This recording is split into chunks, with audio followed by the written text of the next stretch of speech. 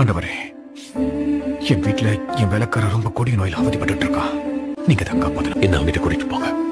நீங்க என் வீட்டுக்கு வரத்துக்கு நான் தகுதியானவனான்னு எனக்கு தெரியாது ஆண்டவரே. ரோமானியரோட வீட்டுக்கு நீங்க வர மாட்டீங்கன்னு எனக்கு தெரியும்.